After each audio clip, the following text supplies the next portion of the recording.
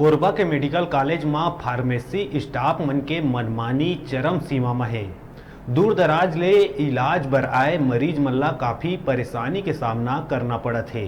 मरीज मन ला समय में दवाई नहीं मिले के कारण परिजन मन ला मोटा रकम खर्च करके निजी मेडिकल ले दवाई खरीदत है। मेडिकल कॉलेज अस्पताल में दवाई दुकान खुले के समय बिहनिया 9 बजे ले संझा 5 बजे तक के है, लेकिन 2 बजे के बाद दवाई दुकान ला बंद कर दिए जाते। अस्पताल प्रबंधन ला सब कुछ मालूम है, ओकर बाद भी फार्मेसी स्टाफ मन के ऊपर कोई कार्रवाई नहीं करना समझ ले परे है।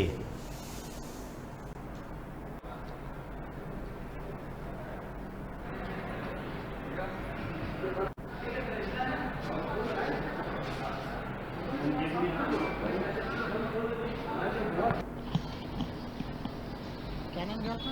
बलदेव दीवान। दीवान जी बताएंगे डिस्पेंसरी कब से बंद है, किस तरह दवाई लेने में परेशानी हो रहा है?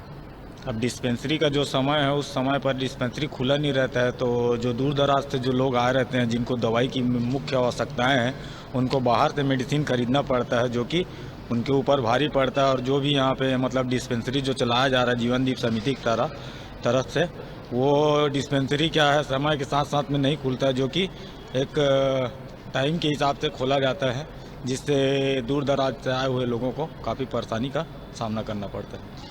कितने से कितने बजे तक खुलता है? और डिस्पेंसरी तो फर्स्ट हाफ में खुला था, अभी सेकंड हाफ में तो अभी बंद नज़र आ रहा है, इसका नियम क्या है? जो कि ये नियम तो 9 बजे से 5 बजे तक का होना चाहिए।